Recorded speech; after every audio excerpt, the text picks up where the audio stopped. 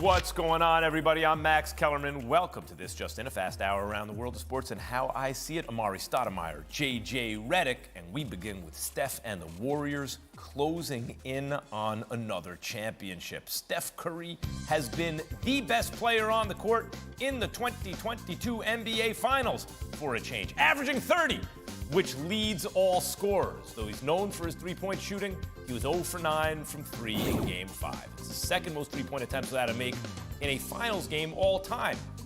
And they won. And with another win, the Warriors have another title. Steph is the heavy favorite to win his first ever finals MVP. At 34, he'd be the second oldest first-time finals MVP behind Wilt Chamberlain. Guys, Steph Curry has been the best player on the floor. And if they had to give out the MVP right now, run away, you can't even think about giving it to anyone else. It's Steph's. He didn't shoot well, they still won. JJ, you pointed out the good things he did do, which helped them win. If they lose in Boston, like if he has some huge performance, oh my God, great, now we can start talking, is he a top 10 all-time player? But if they lose in Boston, and they go back to Golden State, and he has a poor shooting performance, and they lose, that'd be the second time in a Game 7 at home he not only didn't get it done, but messed it up. I can't start hearing about top 10 all-time confidence. It can't be. JJ, it can't be. Now, go ahead. Bask in my framing of the NBA Finals as a kind of individual hero ball test. Please, go ahead. Enjoy it.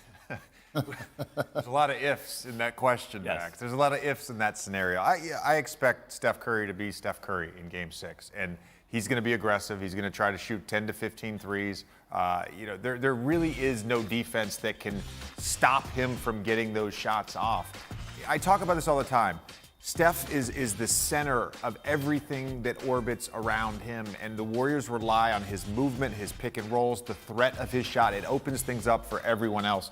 Him just stepping on the court and being aggressive, that's ultimately what's going to allow things to be easy for everybody else. I want to pin you guys down on this because when I bring it up, it's like I'm not rooting for it to happen. I'm curious because people are like top 10 all time. All those guys had finals where they were the best player on either team, where they won the championship, finals MVP. I'm just asking the question, would you agree if he shot it poorly in a Game 7, if it doesn't go their way in Game 6, say Game 6 go either way?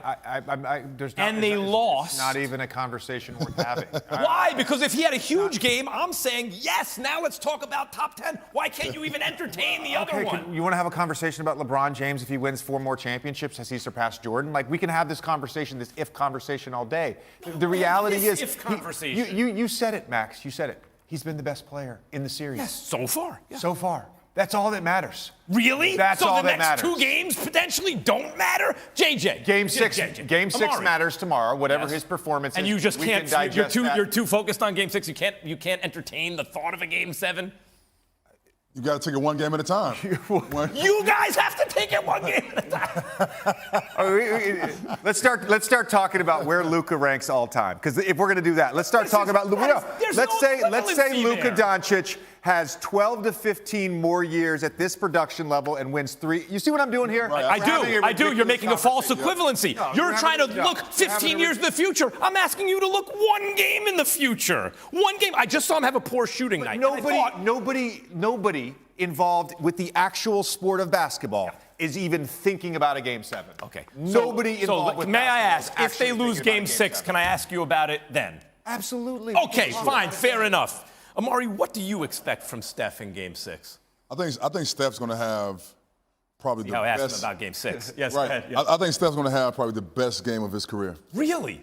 I feel like there's nothing Steph can't do, right? You know his slogan, he says, I can do all things. Well, he truly can do all things, because on the basketball court, there's no weakness in his game. I mean, you look at Steph Curry just make a left-hand pass on a dime.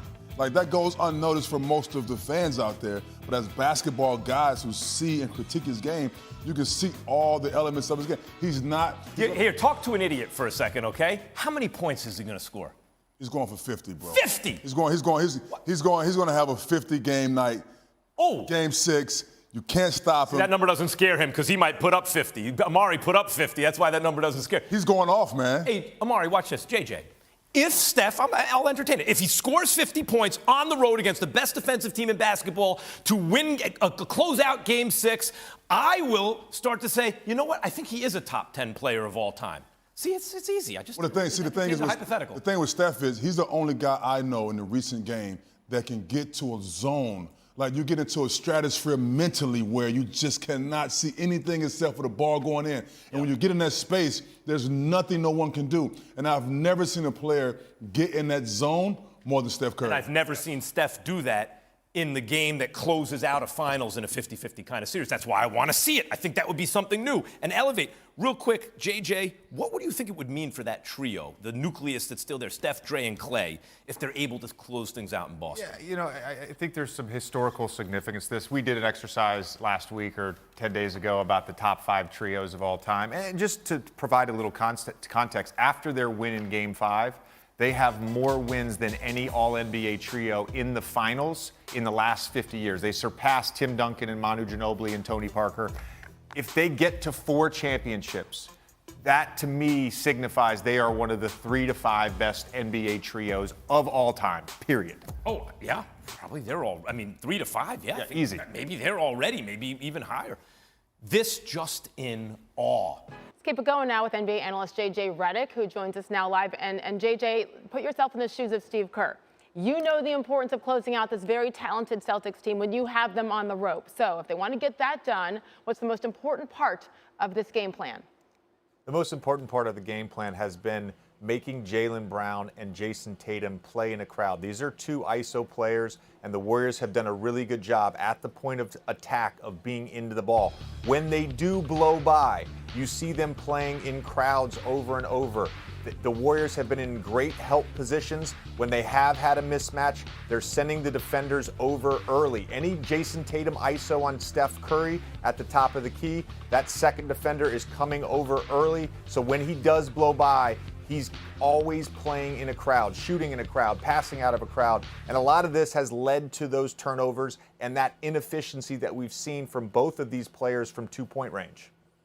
See, defense wins championships. We asked for the most important game plan point, and you say defense. Absolutely. That is the Warriors side. How about the Celtics, Matt? Yes, as we dive into the Celtics struggles this series, let's go by the numbers as we do so. Warriors have scored 103 points off Celtics turnovers in this series, the most by any team through the first 5 games of a finals since the 1992 Bulls. Jason Tatum's turnover issues have been a problem throughout the postseason. Tatum's 95 turnovers in the playoffs are the most in a single postseason since turnovers were first tracked back in 1978. And Tatum also has been struggling late in games these finals. He is shooting 5 for 21 in the fourth quarter in this series, including 1 for 5 in Game 5. They cannot struggle and get the win to force a Game 7 if he plays like that, as we welcome in our Celtics reporter, Tim Bontemps. And Tim, Celtics back against the wall again, faced elimination for the 4th time this postseason. They've done well in the other instances. So what's the team saying about how their previous experiences are preparing them for tomorrow night? Well, Matt, they are confident they can get the job done again because, as you mentioned, there's already been 3 times in these playoffs that the Boston Celtics have faced elimination. They've won all 3 times, and they don't see any reason why they can't do it again in Game 6. As we saw earlier in the playoffs, they went to Milwaukee, won a Game 6 on the road against Giannis Antetokounmpo and the defending champion Milwaukee Bucks. Jason Tatum had 46 points in that game. They then came home and won Game 7 against the Bucks, and then they went on the road and won a Game 7 in Miami against the Heat. And certainly if the Celtics are going to win a championship now, Matt, as we know, they're going to have to win a Game 7 in San Francisco on Sunday. But first they have to win this game here tomorrow in Boston in Game 6 against the Warriors. And to do that, as both JJ Reddick laid out earlier and you just laid out in that rundown, the Celtics have to take care of the ball. We've said it time and time again over the past several weeks. The Celtics are 14-2 when they have 15 or fewer turnovers. They are 0-7 in these playoffs when they have 16 or more. All 3 of the losses they've had in this series, they've turned the ball over more than 16 times. As JJ laid out earlier, a lot of that has been Jaylen Brown and Jason Tatum trying to do a little too much, getting too far into the paint. The spacing isn't right. They try to force things, and all of a sudden, the Warriors are going flying the other way, getting Steph Curry and Klay Thompson and Jordan Poole wide open shots, and that just starts to spiral in a bad way for the Celtics. So in Game 6 tomorrow night, the Celtics need to take care of the ball. They need to play with the focus and energy they had in Game 3 and get back on track after disappointing performances in both Game 4 here in Boston in Game 5 in San Francisco if they want to get this series back to San Francisco for a Game 7 on Sunday night. Yeah, Tim, thanks for pointing that out, because I think if you're watching the game tomorrow night, the one number you got to hang on to, 15. That's the turnovers. If they remain under 15, they've got a good chance. And with 2 or more wins, Celtics would become the 3rd team in NBA history to go a perfect 5-0 when faced in elimination. That joins the 95 Rockets and the 88 Showtime Lakers. Tim, thank you. You know, JJ, it's so interesting because we have praised Jason Tatum throughout this postseason, and rightfully so because he's been excellent. But this turnover issue is legitimate. When you look at this series, and with Jason in particular, why has he been so turnover prone? Well, I mentioned the crowd that the Golden State Warriors are presenting, but a lot of his turnovers come when he plays off of 1 foot instead of playing off of a jump stop and using his size. And we have a few examples of that. If we can roll the tape here, right here, he is able to beat his original man. But again, playing off 1 foot there, can't make the accurate pass to Marcus Smart in the corner. Watch Andrew Wiggins here in a perfect help position, tries to go off 1 foot, commits the offensive foul. All he has to do is make the simple kick-out pass to Marcus Smart, and that shifts the defense. And again, he's able to beat his primary defender in Jordan Poole, jumps off of 1 foot. Kevon Looney has great verticality. It's an errant pass, eventually leads to a turnover. They go the other way. Gary Payton gets fouled and makes free throws. We've seen this over and over. Let's get Jason Tatum on the move a little bit. Here's this backside action with Al Horford. Andrew Wiggins shoots the gap. Tatum makes the right read, hits an open 3. If the Celtics can figure out ways to get both these guys on the move instead of playing iso ball against a set defense, I think you'll see that turnover number go down. JJ, it's almost like ad-libbing, right? And he's not fully aware of where the man is, because it just seems like a sloppy last-second decision that's causing the turnover. Well, it seems very simple, Sage.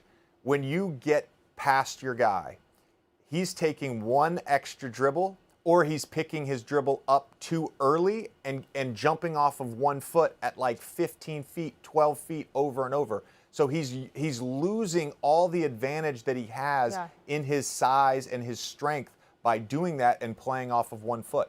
He has 26 more turnovers this postseason than the next closest player, which happens to be his teammate, Jaylen Brown. So if they can curb that tomorrow night, we could be going 7 back to San Francisco. JJ Reddick, we appreciate it. Yep.